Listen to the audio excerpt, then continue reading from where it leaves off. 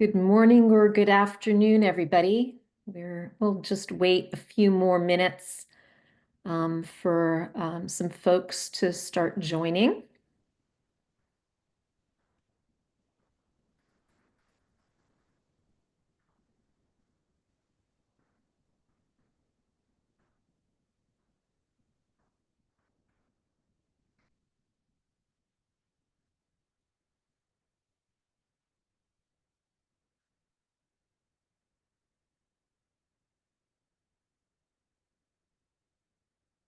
Okay, well, welcome to today's SAMPS webinar, and thank you all for joining from whatever part of the planet you're on today.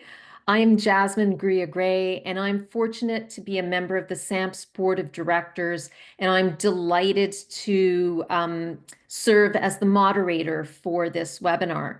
Before we get started with the main event, I wanted to tell you a bit about SAMPS, as well as introduce you to an exciting upcoming event at the end of April.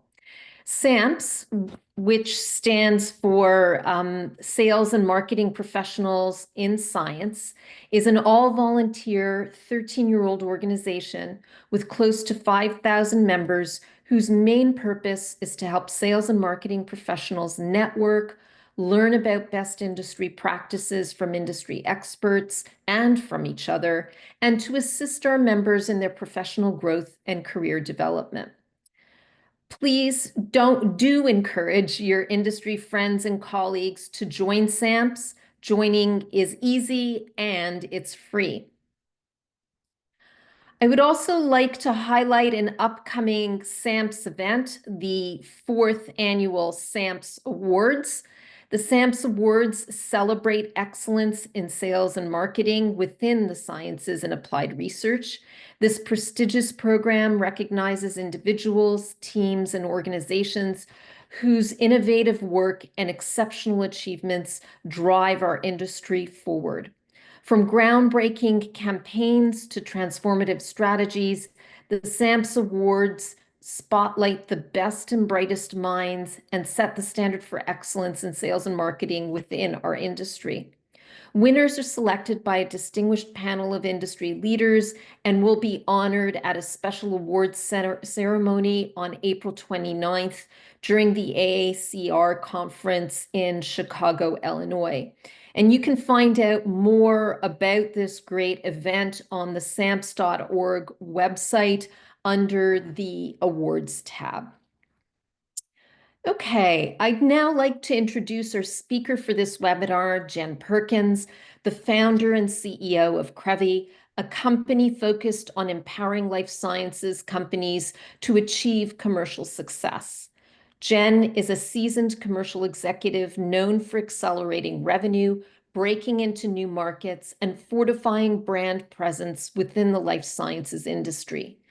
Prior to founding Crevi, she served as the VP of Global Marketing at Emulate, and prior to that, she was the Senior VP of Global Marketing at Seven Bridges, now Valsera. As well, she's held roles of increasing responsibility at Illumina and Becton Dickinson. Jenn's talk is how to craft bold narratives that move markets. She'll have a couple of polling questions throughout the talk, and we'll also take questions at the end. So please use the Q&A feature on the bottom of your Zoom screen to pose a question. My colleague and fellow board member, Adam Smartshan, will help monitor your questions.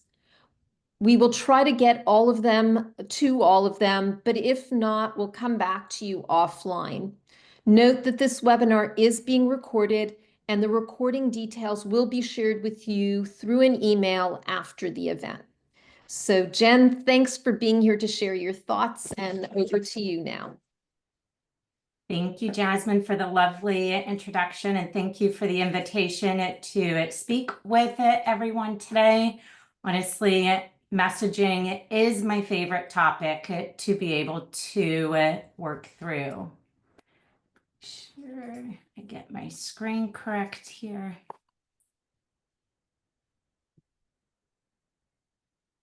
Okay, Today, like I was saying, we are going to talk about messaging within the life sciences industry. And before we jump into the exact agenda, I thought I would open up with a little bit of a story. And this story really takes place about a year ago when I was thinking about what I wanted to do following my time at Emulate. I had dinner with an old colleague who is now a CEO of a life sciences company. And there was a comment that he made that night that it was really hard to find good marketing people.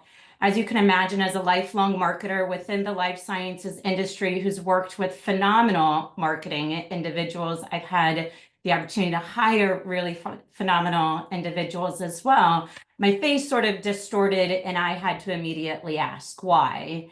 And it really came down to the fact that there's a perception that messaging is feeling very similar. It's been really difficult to differentiate and have bold approaches to things lately.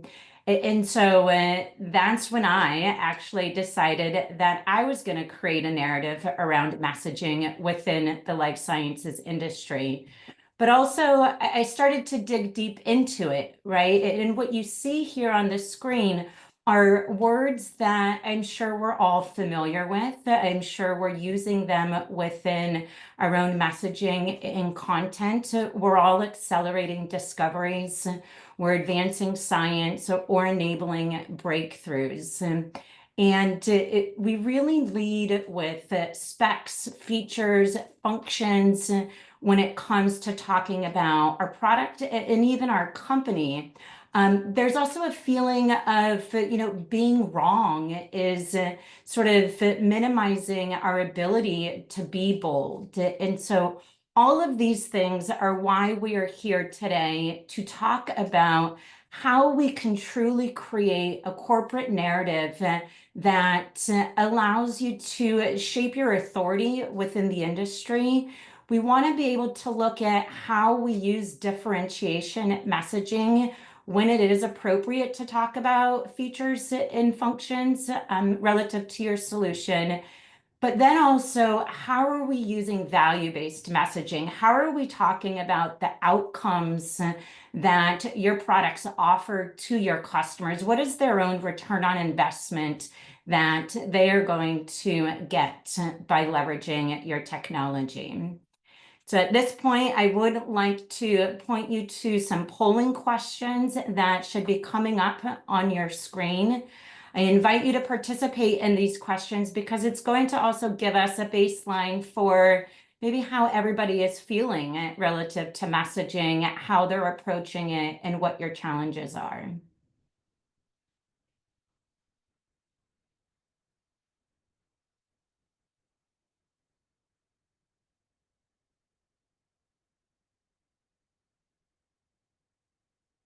Okay.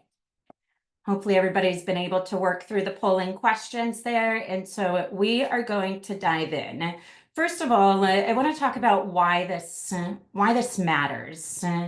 Messaging is really about addressing your customers' key challenges head on, which is also why I gave the example of the story, right? The head on aspect of the perception of messaging being difficult that my friend was sharing with me. We don't necessarily want to get lost in the noise. There's a lot of content that is out there for people to consume now, and we want to make sure that we're breaking through that noise. We fall into the trap of talking about ourselves as organizations, but how are we truly talking about our customers' problems and how we solve them? So in this section, we're going to break down building a company narrative, the difference between differentiation and value-based messaging, and then I'm going to walk through 3 case studies.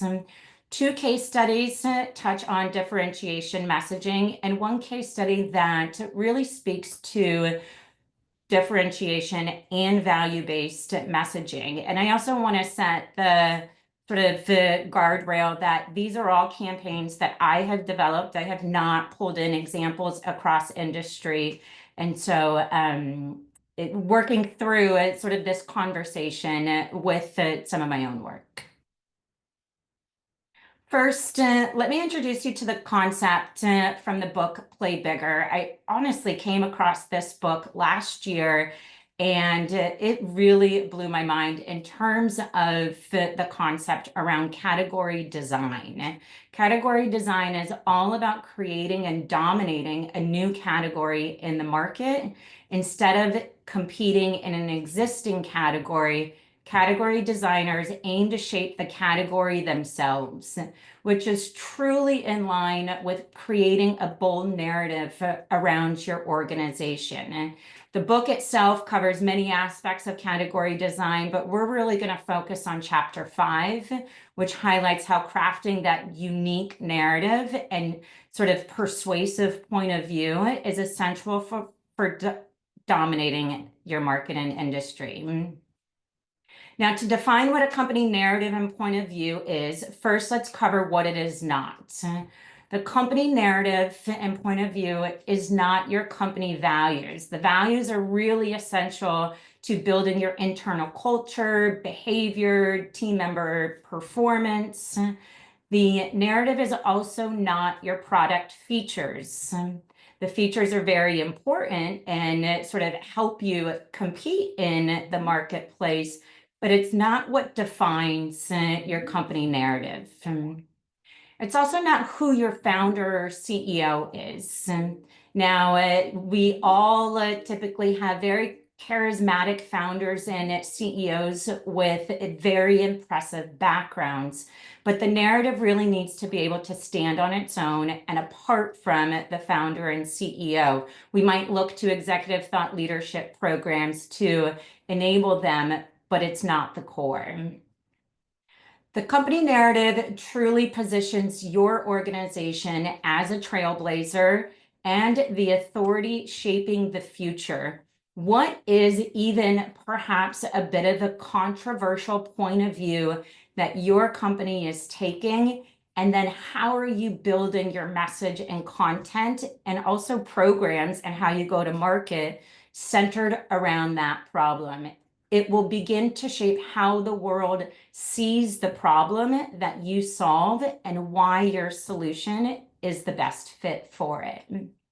Almost more importantly, it begins to sort of resonate from an emotional and rational standpoint with your target audience. This is going to enable them to be inspired to take action, whether or not that is advocating for the advancement of the technology, purchasing from your organization. The one thing to always remember, though, is that the company narrative and point of view is centered around storytelling. And storytelling is really at the heart of how we begin to move markets. An example that I'd like to share on sort of a category defined and bold narrative is Snowflake. Outside of life sciences industry, they are a technology company that some life science organizations use as a vendor. However, Snowflake was really, when they came to market, they took a very bold approach in calling themselves the data cloud. Now, Salesforce now has a data cloud, which is an extension of their product. However, what Snowflake did was something completely different. They named and claimed the bigger idea around the cloud native data ecosystem. And they were allowed to own that and what it meant for them, how they were going to operate, but also what it meant for their customers. They were enabling their customers to make decisions with all of their data anytime, anywhere by defining this category. The other aspect that I'd like to highlight is that Snowflake's IPO in September 2020 was the largest software IPO in history at that time. Now, there could have been some macroeconomics coming into play, but it's also important to think of how that they claimed that category led to them also getting a valuation of $33.2 billion at the time of that IPO.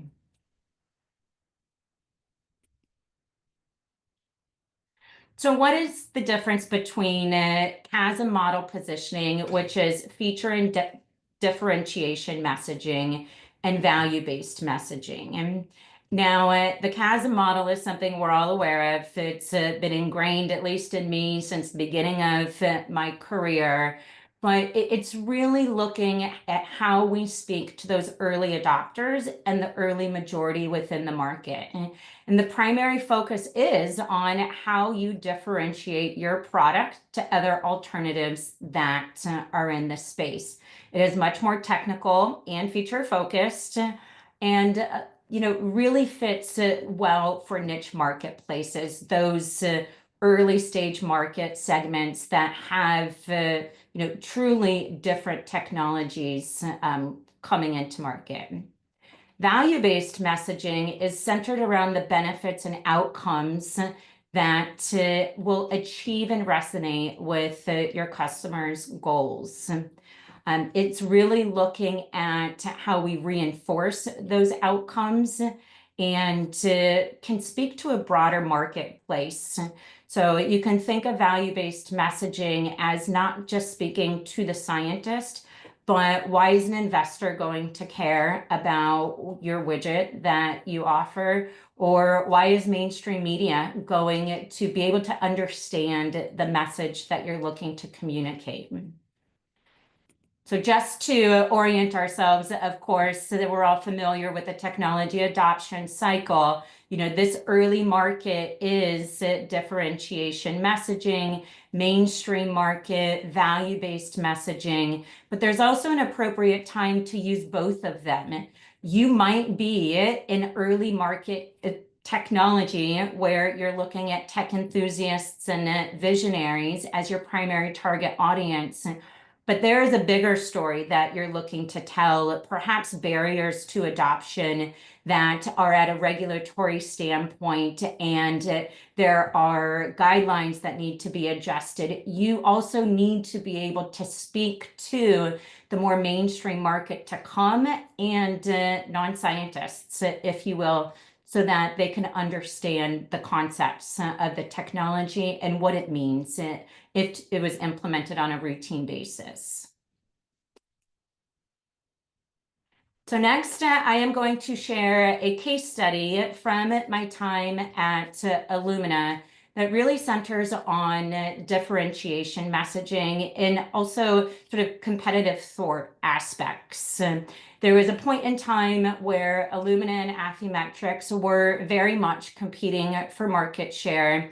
And there was new products being introduced by Affymetrix that were of similar data quality to Illumina, but were significantly less expensive. At this time, microarrays were still the largest portion of revenue for Illumina. Sequencing hadn't sort of become what it is today at that point in time. And so there was really a strong need to maintain and defend market share, but also we were looking at taking an approach of confusing the market with a strong value message. Now, this is a unique approach when we talk about confusing the market, but we really wanted our target audience to start questioning some of the decision making around data quality. And so there was a multi-pronged approach to this campaign where we introduced messaging that was very tongue-in-cheek, if you will, not sort of hiding who we were going after from a competitive standpoint. But we were also looking at how we can showcase the proven value of the Illumina microarrays and how are we offering our customers a gateway to begin trying sequencing with the HiScan instrument that was coming onto market at that time. That was a joint microarray and its sequencing instrument. We also put in place trade-in programs and discounting programs to ensure that customers were staying with Illumina and not switching over to Affymetrix at the time. Now, I use this as an example because the words that you saw on the screen at the beginning of my presentation are not necessarily found in the primary messaging headlines. We were really looking at how do we say something that is bold, disruptive, how are we confusing the marketplace in a very direct way and offering them a different path forward. The next case study is also a competitive thwart case study. And at this time, sequencing was growing in terms of adoption. And there was a growing market perception that the Applied Biosystems solid sequencing platform was more accurate than Illumina. And this was at a time where Illumina did have the most publications for sequencing. However, Life Technologies found an area of opportunity to talk about the accuracy of their platform because at Illumina, we simply were not talking about it. And so they pulled on that thread and started introducing accuracy into the conversation. So we immediately sprung into action. We honestly did a market research survey where we baselined current market perceptions, and our audiences told us that there was a high perception of accuracy within solid because they were talking about it.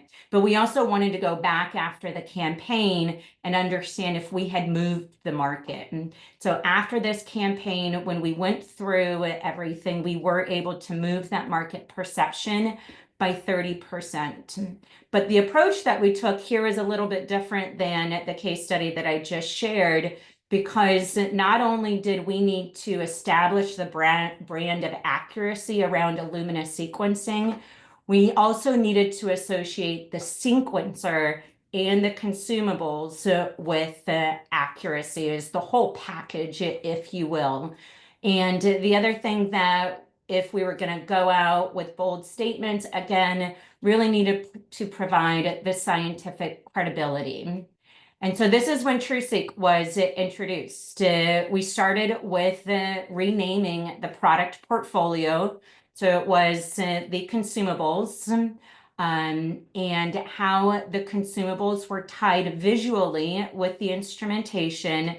But we also just very blatantly stated that it was the most accurate sequencing technology available. And then what you also see are the proof points to that. And so these were the messages that we started to thread throughout everything that we did. And we took people to a microsite that had data comparisons from third-party publications that had been published. Having those publications assist the narrative around Illumina being the most accurate sequencing technology was sort of the baseline for the conversation, if you will. We would not be able to say this if those publications were not available. And so the importance of whether it's publications coming out of your organization or it's publications from your customer base can really drive how commercial success is cemented, not just in short term, but the long term. Next is the case study that's really going to take a look at the combination of differentiation and value-based messaging. And this is a case study from my time at Emulate. It's a company that spun out of the Wyss Institute at Harvard with a mission to commercialize organ-on-a-chip technology. It's science that has the potential to one day, hopefully, eliminate animal testing in preclinical safety and efficacy assessments. When I joined the organization, the primary narrative was centered around what organ chips were. It was brand new technology coming to market, and we did need to educate the market on what the technology was. And there was a lot of features and technical aspects behind the technology that absolutely needed to be communicated to the visionaries in a sort of early market sort of adopters. But as the company grew, we faced a critical challenge. Our target audiences weren't trusting to make pivotal go, no-go decisions within their drug development pipelines based on the data. There was a lack of confidence that the FDA would not accept organ chip data as part of an IND submission. And so we really needed to take a look at how were we going to help overcome these barriers centered around sort of validation of the technology. The technology at the time, Emulate, was seen as the most expensive on the market, but also of the highest quality data. So how are we going to have a conversation with executives around return on investment on transitioning to an entirely new approach? And in all honesty, the science is very complex.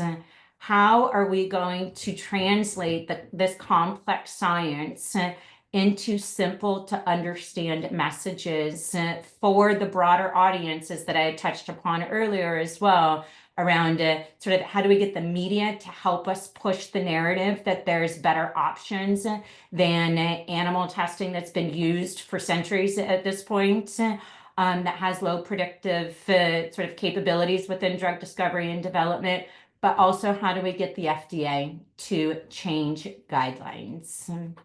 So what we decided as an organization was to tackle these challenges by embarking on the single largest organ chip study that had been done to date.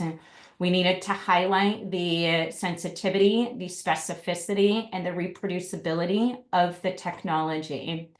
And then we also recognize the importance of partnering with outside third-party sort of individuals such as pharma organizations. So we had pharma review the paper and assist with study design. We also partnered with an individual named Jack Scannell that is well known around the economics of sort of the declining Moore's law aspect of drug discovery and development. As technology increases, the costs and failure rates were increasing as well. And so as this collective strategic approach around building the body of science with the experts in the field that allowed us to move forward with leveraging sort of scientifically based statements to build a narrative around return on investment, but also position the technology as superior to animal models. And so what you see under the value message is really the analysis and that value-based aspect of outcomes. So if an executive decides to bring on this technology at a pharma organization, they're looking at increasing sort of the predictive value of their capabilities, but also a $3 billion potential on increased R&D efficiency. And so by taking this approach, we decided to upload the study to bioRxiv. Again, this was 2021, and in 2020, the lack of uploading to bioRxiv has definitely changed. Everybody was sharing as much science as possible at that time, and so we took that approach. And even today, there's hesitations about wanting to share things on bioRxiv. But it allowed us to immediately start taking the data on tour. As we're all familiar with, publications have certain guidelines around what you can do while you're pitching a publication.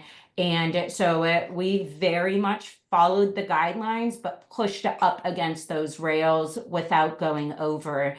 We shared this data via webinars. We shared this data at conference organizations. It allowed us to win industry accolades and also still be accepted to Nature for publication.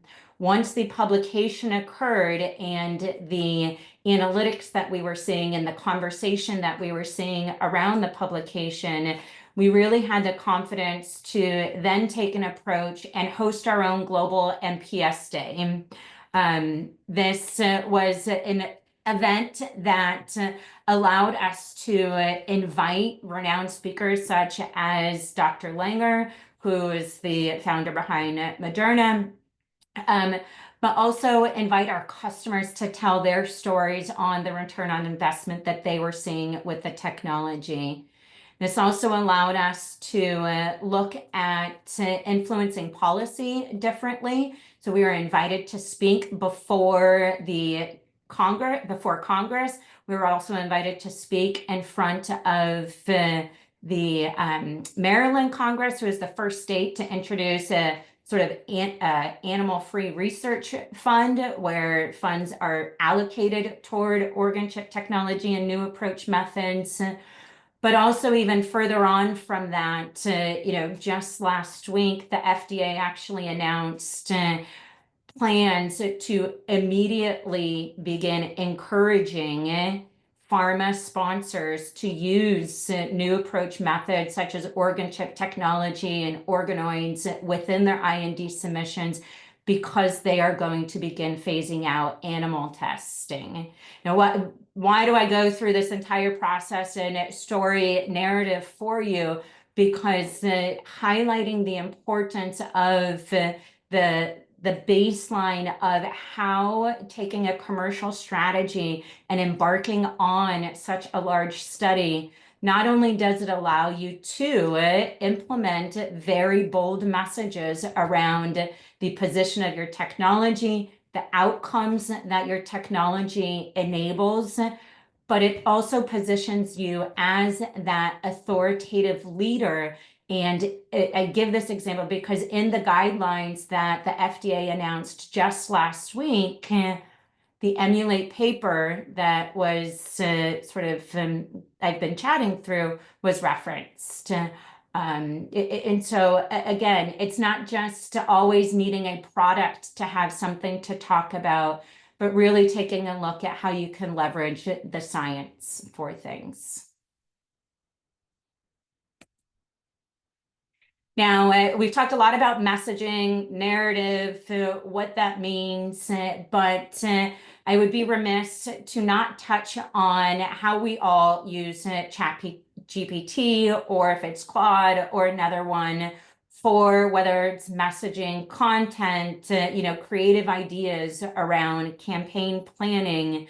But with the rise of ChatGPT, we also need to look at how do we leverage it and still make it unique for us. And so here are, just some tips and tricks on how you might be able to leverage ChatGPT to sort of pull on some threads, right?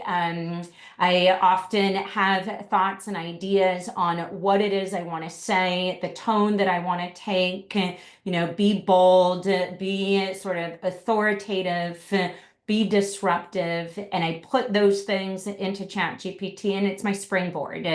They might come back if I ask for 10 options for a headline.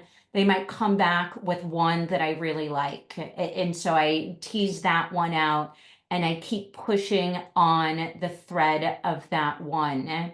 If we want to look at how we use ChatGPT to explore the contrasts for value versus differentiation messaging as well, you can use examples of write this from a value-based perspective, or write this same message focusing on technical differentiation. But the one thing that I will always remind folks to do is audit your messaging against competitors. And once you have that draft available, if it compares against your competitors, does it still feel unique to you? Do you sound the same? Are you using the same exact words as your competitors to position your product? We all like to talk about streamlined workflows. But what does that mean for your specific sort of the technical aspect of your product? How are you differentiating your streamlined workflow from your competitor? In summary, the three takeaways from today that I hope you will walk away with is what a corporate narrative is. Corporate narrative is different from your product positioning. The corporate narrative is what you want to hang your hat on. Is there a new category for you to define with the technology or products that you're working on? And how are you going to center everything that you do around pushing that narrative? Another example that I'll give here is from my time at Emulate. And, when I joined, we were very hesitant to talk about replacing animal models. But we had to start pushing on that narrative because although the replacement, we didn't foresee it potentially coming as quick as possible, we needed to educate our audiences and our customers on where in the workflow the technology fit, how does the data coexist, so that eventually we can get to a replacement scenario. We needed to specifically talk about how the technology was better than animal models for even us to be in this situation today with the FDA's recent announcement. By leveraging that value-centric messaging, so looking at the economic analysis of what your technology provides, you're showing what that means in latent terms for your audience base and positioning yourself as that market authority, sort of driving that conversation. And last but not least, I think I've hammered this message home a little bit, but really leaning on the scientific credibility and scientific excellence from your R&D counterparts within your organization. Again, it doesn't necessarily always need to be about the feature specific of the product, but the science itself can really drive a commercial go-to-market strategy around everything that you do. And so whether it's competitive thwart campaigns that you use the science for, or much broader, bigger things, it's the science that we always point back to that substantiates the bold claims that we can make. So before I open it up for questions, I do want to invite everybody to join Crevi Community. It is an online networking platform for life science, sales, marketing, and customer success organization and professionals. We can ask each other questions. We can provide feedback to everyone. And so with that, I hope to see you joining the conversation on Crevi Community, and we will open it up for questions.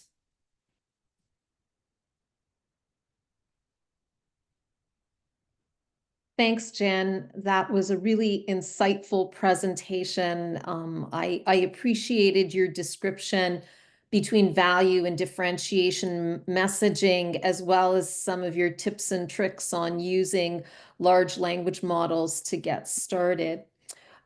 We have a whole bunch of questions here for you, so let me walk you through some of them. But in the meantime, I'd encourage our audience to keep asking those questions and entering them into the box at the bottom of your Zoom screen.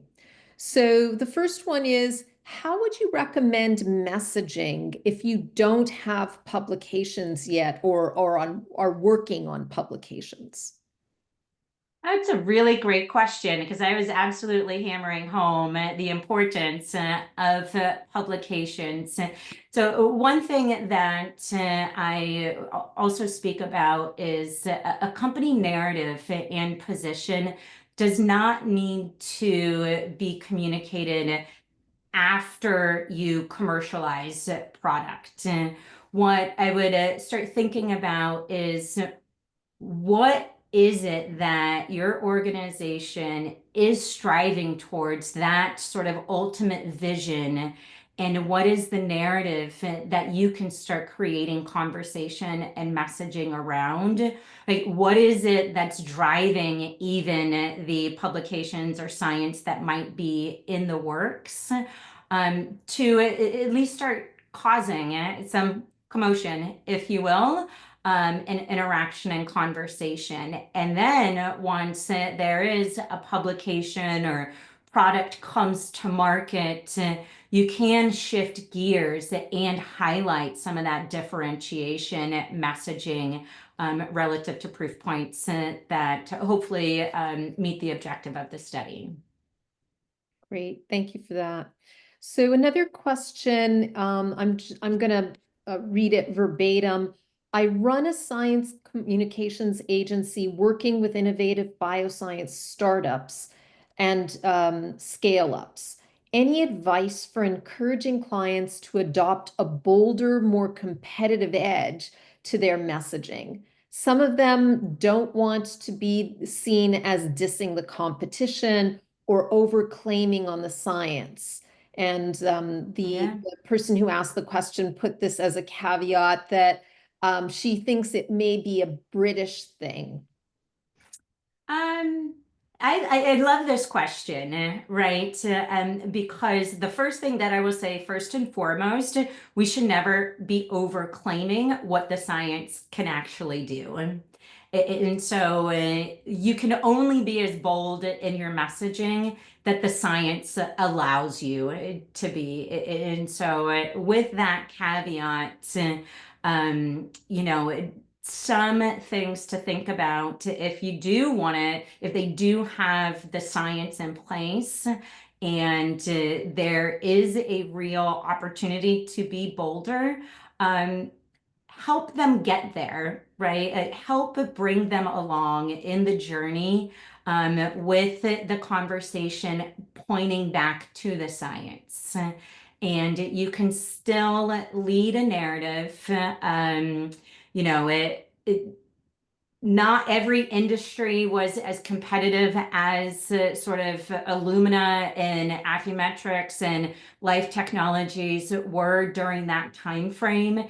And so in terms of dissing the competition, positioning it as competitive thwarts, like what are you doing and saying with your customers that allow them to differentiate from the competition by leveraging that science? Great, thanks for that. How would you apply this approach to companies that are more focused on developing R&D assets, for example, therapeutics, rather than commercial products or services? This one, so I have never worked at a pharma organization that is developing assets, but what I am familiar with is selling into pharma organizations. And there's a lot of education that needs to go into the conversation when you're selling into pharma. There are different regulatory aspects in terms of claims that you can make as a biotech organization. And so honestly, my advice would be to partner with an agency that has that level of experience in walking some of those fine lines with pharma organizations that do want to push the envelope with their go-to-market approach. Okay. The brand of life science tool companies can often be closely tied to their core product or first product.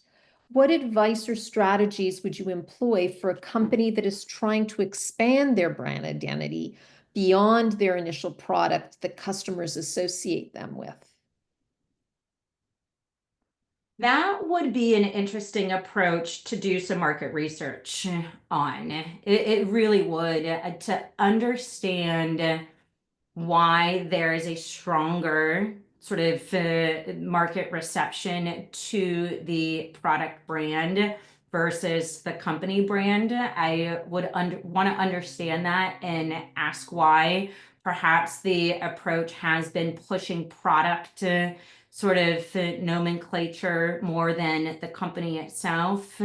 But it does seem like perhaps there's a narrative to build around the organization and the organization's holistic vision and drive outside of an individual product.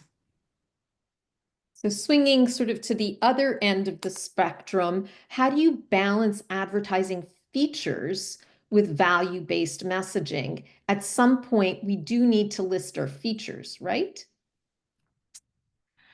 I would ask mate, or maybe say maybe.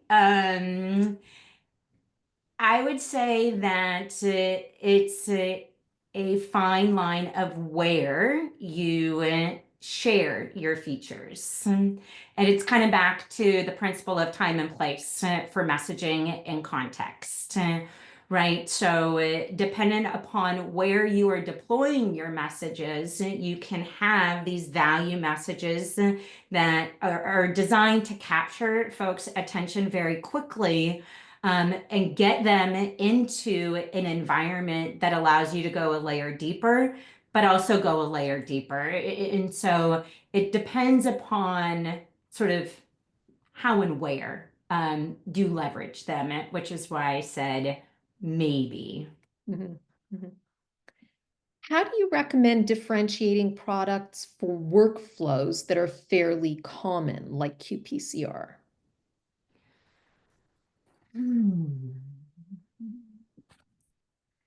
I would understand what the workflow does differently, right? Are there quantitative numbers as to why your workflow is better?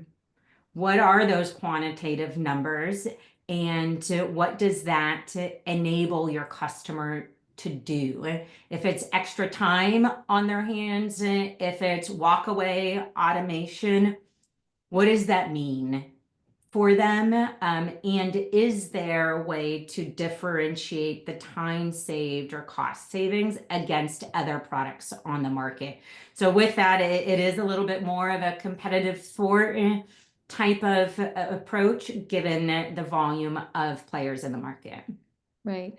And I think this might also be a good example of what you were speaking about it towards the end in working with some of your more technical team members to understand what data they have, what case studies they have that help to differentiate your workflow.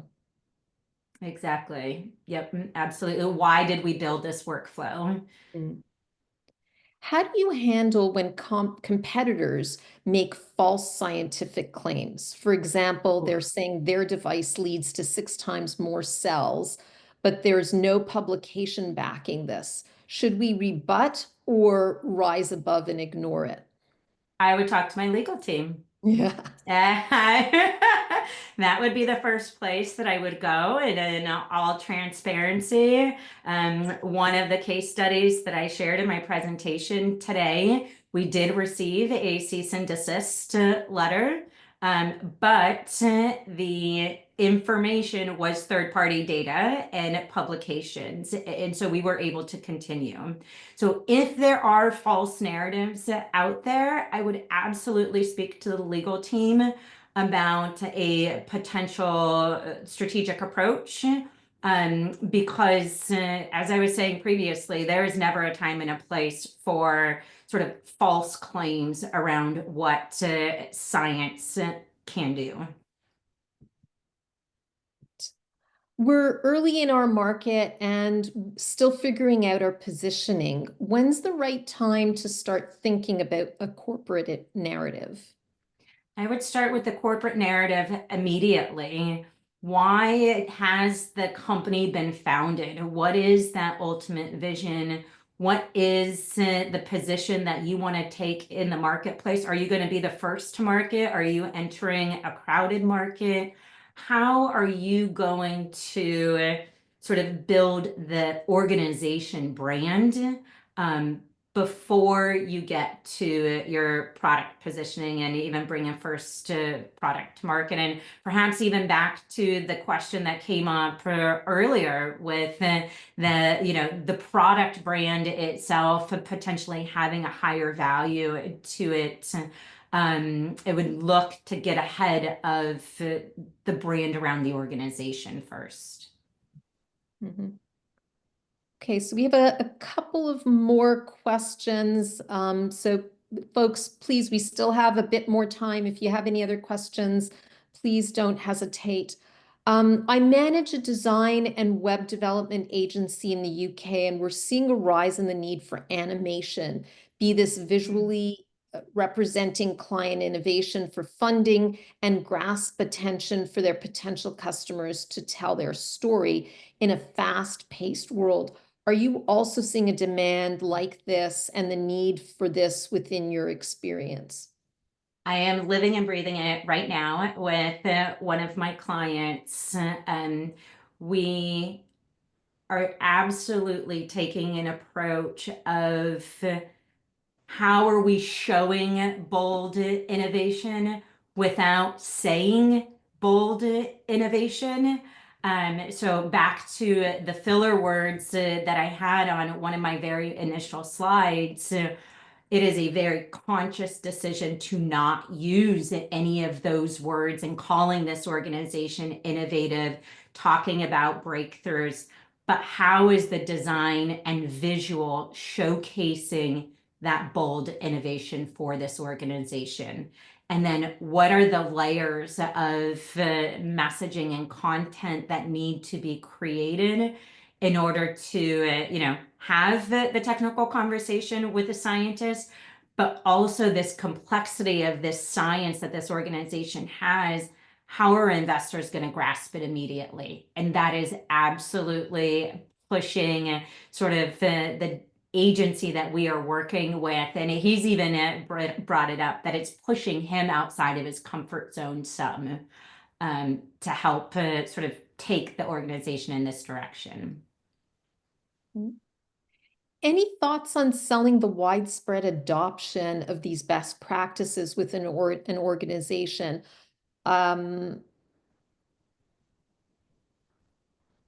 I've worked with clients who might do one-off projects that turn out well, but it can be challenging to apply these best practices uniformly across a company. I don't think there's a one-fits-all approach to everyone, in all honesty. And that's why even in today's presentation, I didn't say that value-based messaging should only be used. It truly comes down to the uniqueness of an organization and tailoring the approach from narrative to positioning to messaging to go-to-market strategies specific to that organization. And don't get me wrong, I've worked with a number of agencies in my time, and there are agencies out there that do feel sort of checklist oriented. And so how are you sort of making sure that you're tailoring your offering to the uniqueness of the client? Mm-hmm. Would you recommend or could you recommend any professional development resources or courses on marketing narratives and science? My work offers some financial support for that, but I haven't been able to find something tailored towards marketing in the scientific sector. I love this question so much. And Jasmine's smiling at me because one of my initial thoughts, honestly, when founding Crevi was how do I help the community sort of develop these resources? The B2B tech space, the SaaS industry has a number of resources available, whether it's through Pavilion or there's an organization called Exit 5. But it is truly why I developed Crevi Community, and later this summer do have plans to, invite sort of seasoned operators to host masterclass segments where it'll be 6 to 8 weeks course level content from seasoned life science operators and executives. So to the person that asked that question, if you find something, please let me know, because I have also been searching. The other thing is, I attended the SAMPS event in December in San Francisco.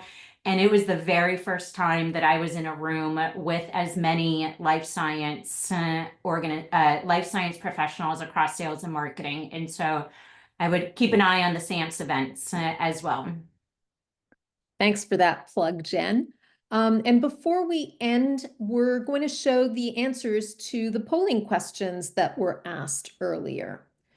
So what was your biggest challenge when crafting messaging? 18% said making it resonate with decision makers. 58% said differentiating in a crowded market. 4% said aligning cross-functional teams. And 20% said moving beyond features to real impact. So the majority said differentiating in a crowded market. Did you want to comment on that? I would, yeah, honestly, it's a little surprising in some ways. I was thinking that moving beyond features to real impact might sort of have the highest response rate. And so I would get back to the why of the organization, right? Like really think about why you're sort of building the technology that you're building, and understand what your true differentiators are that went into the development of your product. Do you need additional scientific proof to showcase the superiority of your product? Because if you are competing on product features, there's almost a layer of science that's missing with that. And so that would be my first thoughts that come to mind. Probably not surprising to you, the question on how confident are you in your current corporate narrative, 64% said somewhat confident. We're getting there.